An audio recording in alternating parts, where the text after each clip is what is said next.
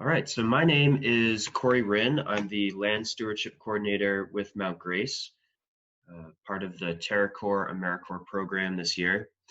And I will be co-hosting this webinar with Kim Lin, who is the Stewardship Director at Mount Grace. She will be answering questions on the chat for you as we go along with the webinar. I will also be answering questions as we go along, as they most likely will be relevant. So don't hesitate to ask questions within the chat. Alrighty, let's get started. So again, welcome. Hello, everyone. Thank you for joining this session today. I'm glad to see that many of you are eager to learn about this fantastic app. So what is iNaturalist? iNaturalist is an app that allows us to document the living world around us and to collaborate with many different people around the world, whether they are citizen scientists, real scientists, or teachers, students. It's a way for us to visualize data with the observations that we have. Mount Grace uses it because we have to do natural resource inventories on most of our properties that we own. And that includes keeping track of what lives and migrates throughout the property. We hope that you use it in the same sense, helping your land trust, if you are part of one, Mount Grace, or your community to show what kind of living things are around. You can take pictures of flowers. You can take pictures of your houseplants. So we're going to dive in to learn about the different parts of this app. So today we're going to look at how to make an observation on a smartphone, how to contribute to other observations made within the iNaturalist community. We're going to look at the different projects and the Mount Grace properties, and we're going to explore the wider world. And again, we will be taking questions throughout this webinar, but we'll have time at the end if there are any lasting questions. So please find the iNaturalist app on your smartphone. So I'll show you what it looks on my phone. So I'll be doing this in real time.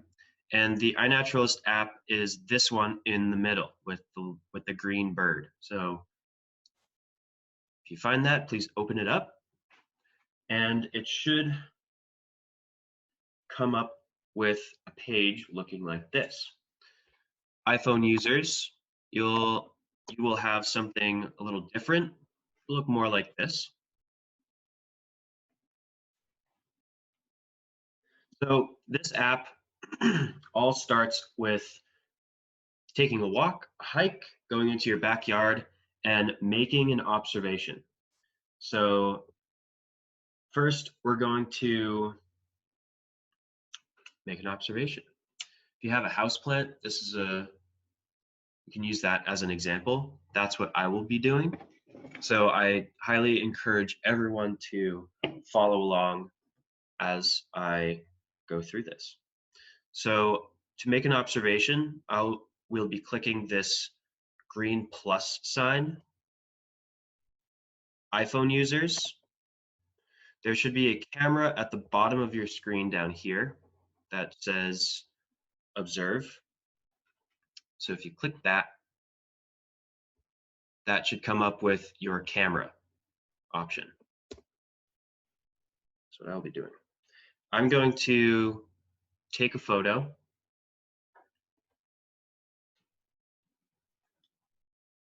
All right, here I have this wonderful houseplant. And what I want to do is to take at least 2 pictures with multiple angles. So I'm going to take a picture of this leaf. It's kind of blurry, so I'm going to Cancel that. Take another one.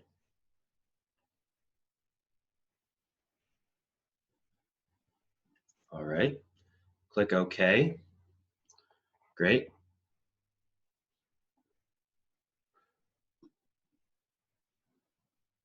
I'm going to add another picture using this box. iPhone users, you have the same symbol. Take a photo. I'm going to take a picture of the stem, what the stem looks like.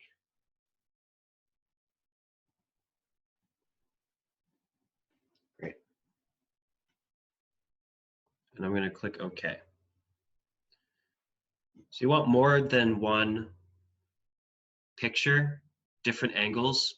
So we have a better chance of correctly identifying what we found. So now we'll go on to how to identify what we found. The great thing about this app is it uses photo recognition technology, where it has a lot of different observations, and it uses those to see through an algorithm what we saw. So after you've taken your pictures, go down to what did you see? And this will open the species search and suggestions. So we have a lot of different options here that the app has presented to us. iPhone users, you'll have a little bit different platform, but you can scroll and click on some of these to see if they're similar to the plant that you just found. So mine looks like this little guy.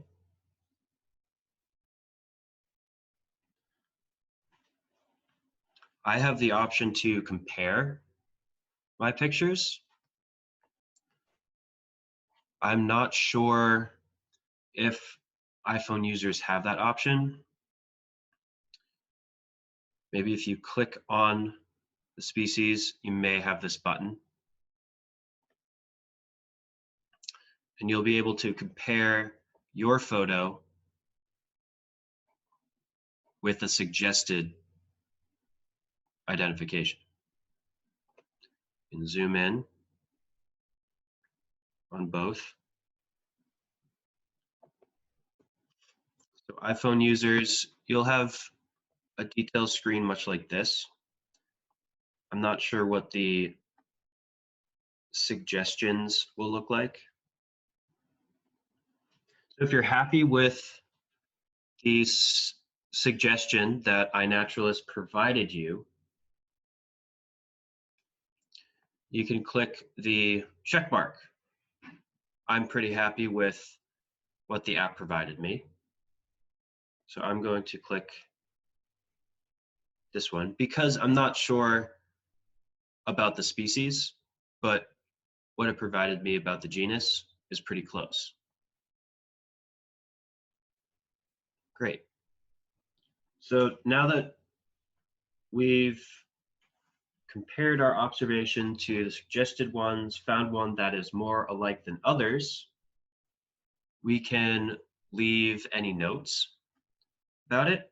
So I can say that it's either dead or alive, that it has aphids around the leaves, or that the stems are starting to turn red at the base, for example, those kinds of things. So I can leave notes if I wanted to. It will also have a timestamp of what day you took the picture and what time. This is useful for migratory species or phenology. of trees if that is what you wanted to search within the app. You may have noticed that the phone automatically found your location and GPS position only if you have location turned on. You have the option to keep your location visibility open. It's also called geoprivacy on iPhones here. This is an option for you if you do find an endangered species in an area and you rather keep it a secret, or you found a blackberry patch that you really don't want people knowing about. You can choose to keep it private, close it off, or keep it public. The next option is whether it's captive or cultivated. Mine is, it's a house plant, and that's really important so we don't mess up any data. So click that box if you're using a houseplant. This next bar, add to projects, we'll get to that in just a second. That's another portion of this presentation. So if you're happy with what you found, go up to the check mark up here, and you've made your first observation. Congratulations. Yes. Jeff asked the question, can previous observations images be uploaded? When I clicked on this button here, it gave me an option, choose image. If you are using a phone, those will be found within your image gallery. You do have the option of logging into a web browser. iNaturalist has a web browser, and there you can upload any photographs you have downloaded on your computer. I will not be going over that today. It's a little bit more extensive. The second question about the location and date depends if you took the picture on your phone or if you took a picture on a camera, like a Nikon. So on the iPhone, I see that there's no check mark to confirm this project, this observation. iPhone users, may be that you need to confirm your ID. My apologies to the iPhone users. So the share button is probably the confirm. So yes, the platform does work offline. If you're in an area with no cell service, no Wi-Fi, the app still functions. You're still able to make an observation and upload it to your phone, but it will not upload to the wider world until you get back into cell range. Now we're going to go to the next very exciting part about this app, the community collaboration. iNaturalist is a hub for sharing information and allowing experts to make real-time observations and suggestions. If you find yourself inside and wanting to use the app, you can help other people identify their observations. And we're going to see how we do that. And if you are a specialist in one area or another, this is a great opportunity for you. We're going to go to for Android users, go to the 3 bars in the top left corner and click Explore. For iPhone users, it will be an option at the bottom of your screen on the bottom left.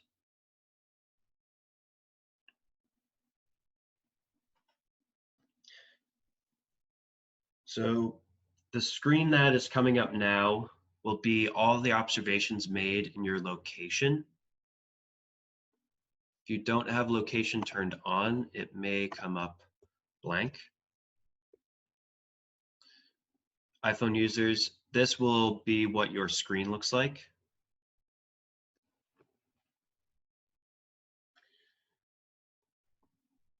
So this may be a little overwhelming because I have over 34,000 observations. So we see some pictures that have RG in the corner, or for the iPhone users, you have research.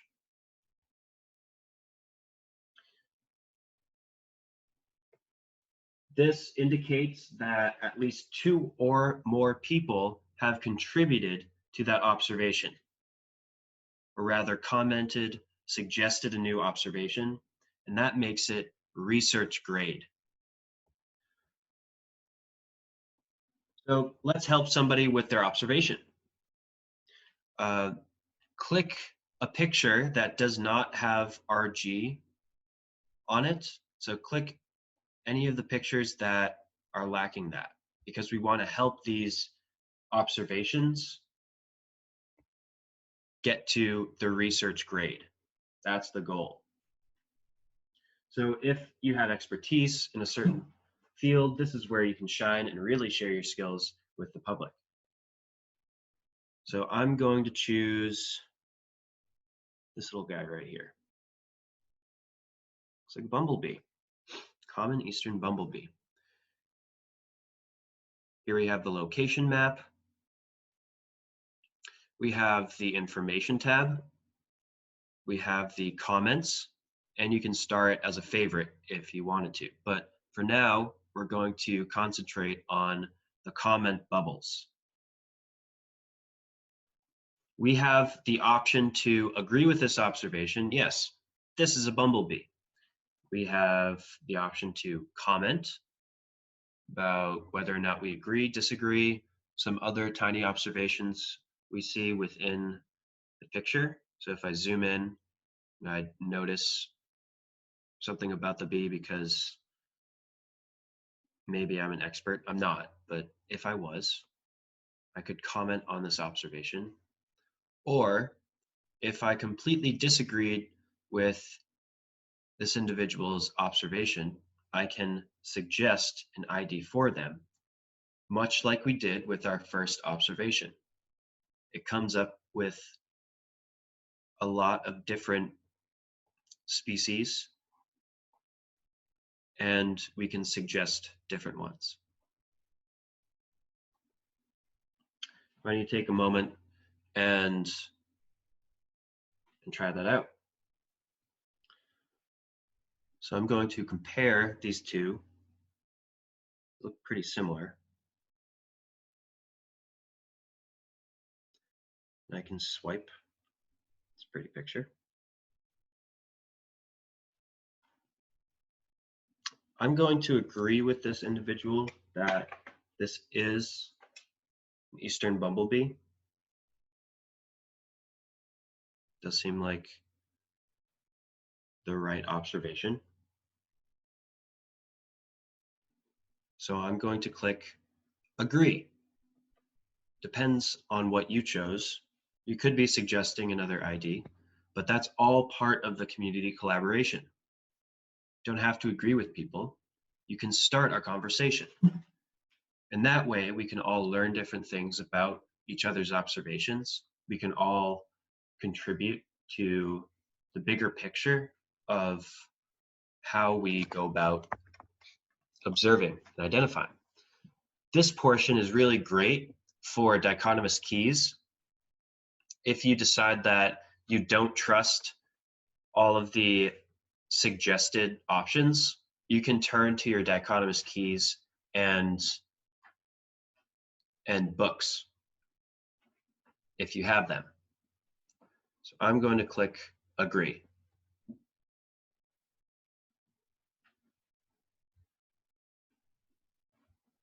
Great. I hope everyone is following along. let's go back, click the back button.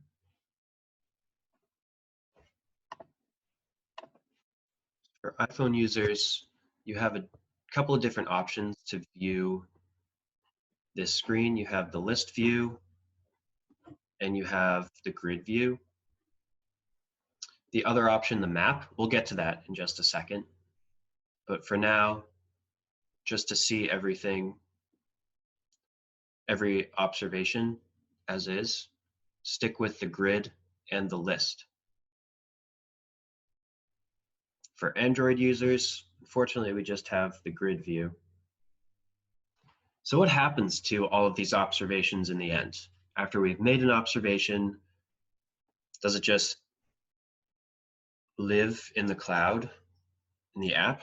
Yes, does that, but it also, if you made an observation in a park, national park, or say one of the Mount Grace properties, it goes into a project, which is what we're going to look at next. So for iPhone users, go into the three dots in the bottom right corner, More, and you'll end up with an option for projects. Android users will go to the top left corner, and we have the option right here, projects. So why don't you all click that? You may not see as many projects here on your device. I've been searching. You may have none.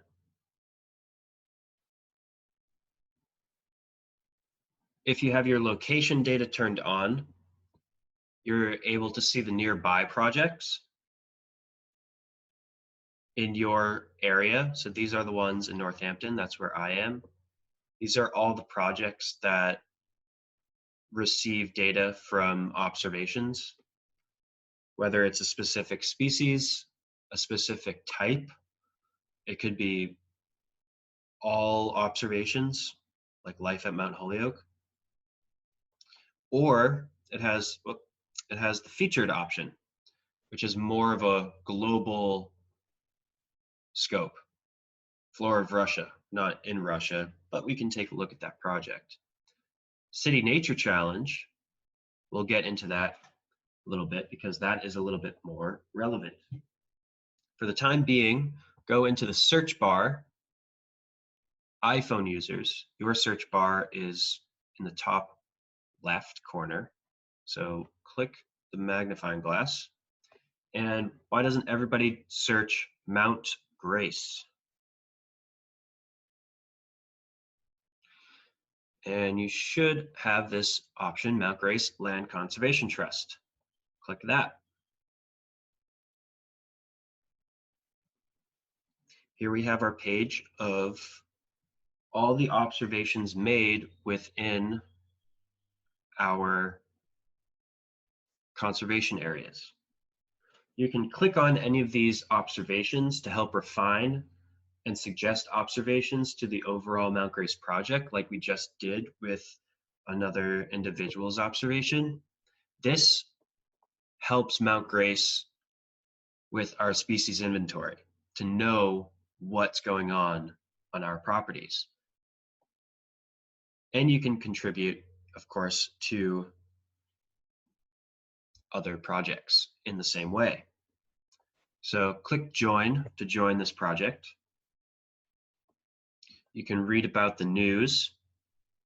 Now we don't have any news at the moment. And you can click what we're about. This umbrella project contains observations from all of these conservation areas and public access trails, such as Arthur Iverson, Alderbrook. So click back.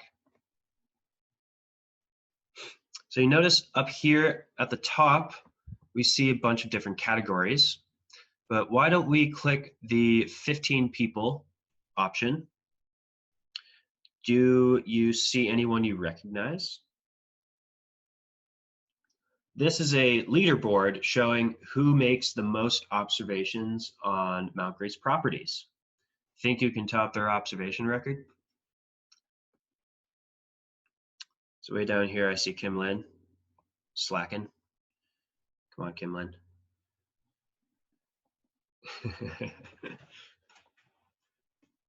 But this is who we know does contribute to our natural resource inventories. And we thank them for it. Thank you very much. Now let's go to identifiers. Seems like a heck of a lot more people. Do you see anybody you recognize here? But it does look like a different list of people who are identifying species rather than observing. And that's okay. This is a longer leaderboard, but still, people are out there identifying these observations. And you can be at the top of our leaderboard list. So since we have multiple Mount Grace properties, you can search for them specifically. So let's go back to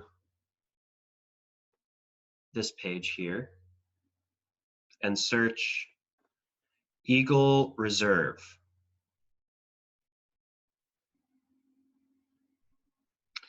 Here you should have the first option. That's us. And yes, you can create a project just for your own personal backyard. That's a really good question. So you can make a project for your backyard, your neighborhood, your city.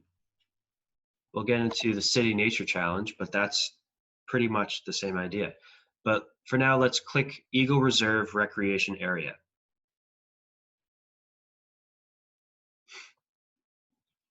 Great. Same setup. You may see a lot of the same observations from the main Mount Grace page, but you may notice that there is no map associated with this, or at least for Android users, we don't have a map at the moment. I like maps, and I prefer seeing the density of observations on a map, so why don't we try that? So you click back, and we'll be going back to the Explore page. Android users will click the horizontal buttons and click Explore. For iPhone users, you'll be going down here to this compass and clicking Explore. You're going to want to go to the search option, and instead of the first bar, we're going to go onto the second bar right below it and search Eagle Reserve. I have it here.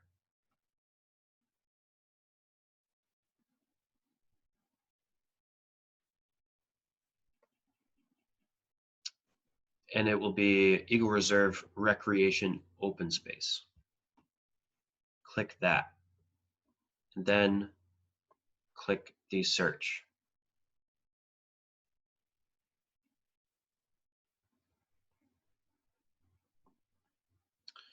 So here we have a lot of the same observations that we just saw in the umbrella project, but I have an option to see it in a map format. iPhone users, you'll see this option. This is the little map icon. Everyone click that.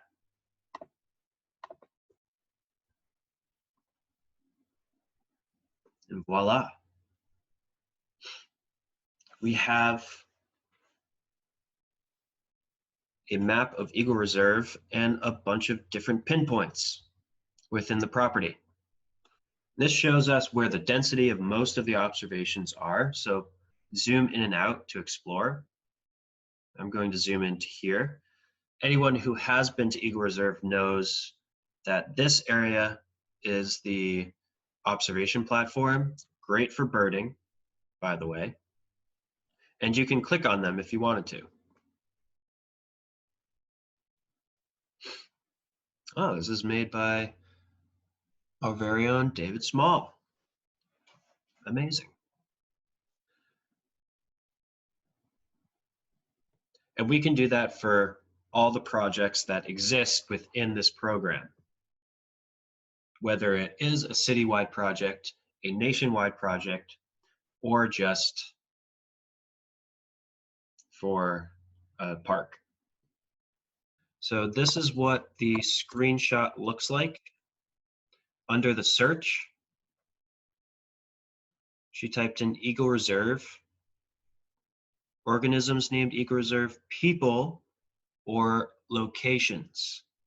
So choose the locations option, and it should bring you to the Eagle Reserve map and the observations made within it. Thank you, Valerie.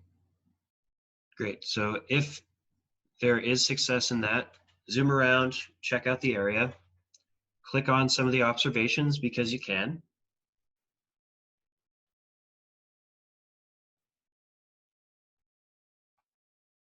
Great. So we see that only observations are made within this parcel. So you can do this for all different types of projects. So this next step that we're going to do is a very similar thing, is finding observations within a given area.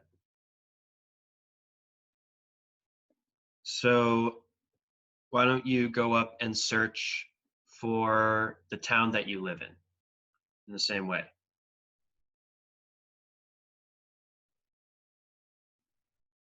Northampton, Massachusetts. Right, so you search and it's the location, Northampton, Massachusetts.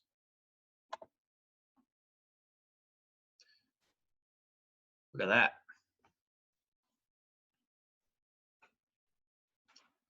So that's all the observations made within Northampton. Almost 2,000. That's a lot. It's a lot of observations. A lot of people are observing lots of species. Depending on where you are, could be more, could be less.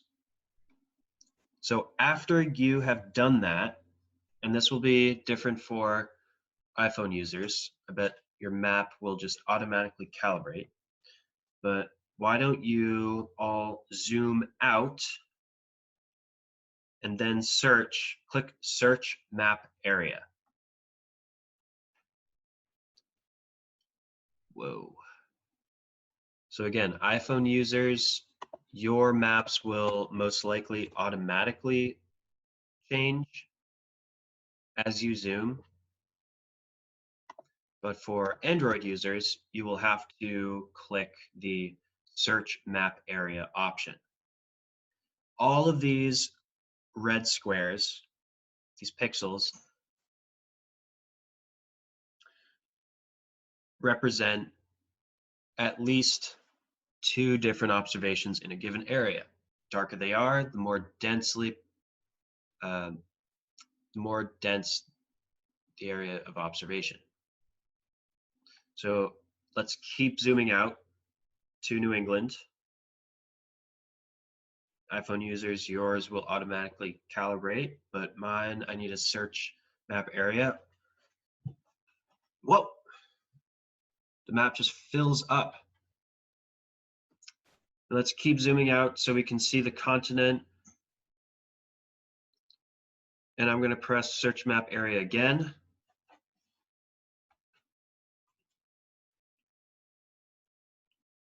And holy smokes, look at all those observations. So just within my screen, there are almost 24 million observations and almost 115,000 observations within my screen. And I'm not even looking at Europe, Asia, Africa, and the rest of the world. And we can do that too if we wanted to. Incredible, right? So this is the bigger picture. Seeing the global, the regional, local range of the species helps scientists, ecologists, naturalists, conservationists, and land trusts understand the movement and locality of the species around the world. This helps data sets be more accurate and the ability of folks like you and me to contribute to a global data set in real time.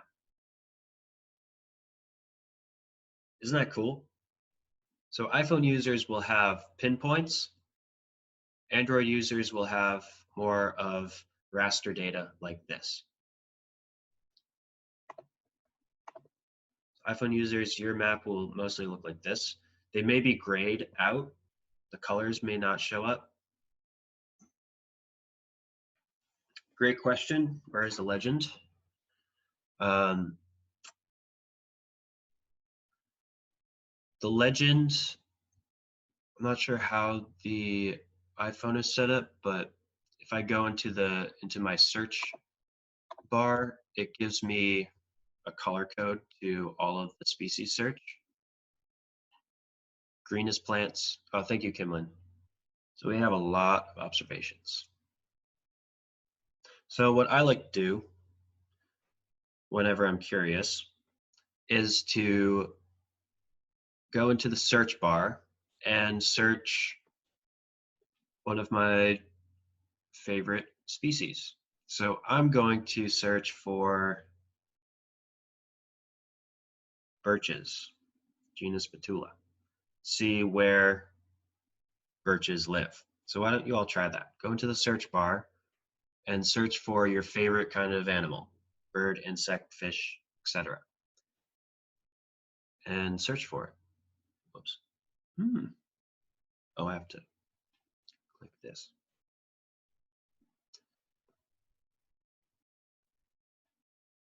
And here, it will let me see where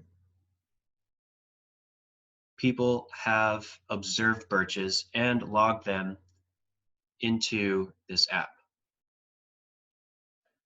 Note that this is only data within this app.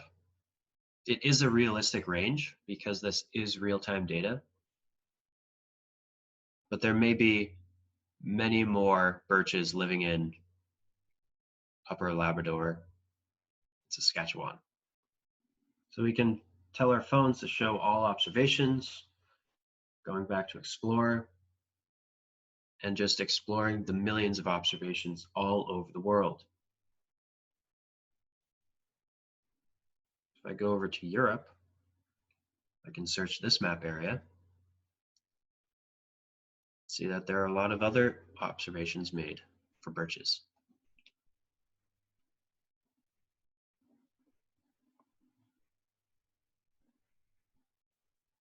So this concludes the intro to iNaturalist, very basic, fundamental skills to navigate this app. Are there any other questions that we may be able to answer? How do we set a project in our own yards? Yes, this will be available for on a recording. We're going to chop up this recording so folks can rewatch this. You'll be able to create a project for your backyard on the, you have to create a parcel on, I think it's Google Maps. A couple, it gets into detail, but it's more of an online function within the web browser. Yes, you can follow other people like social media. Let's see, can I, let's do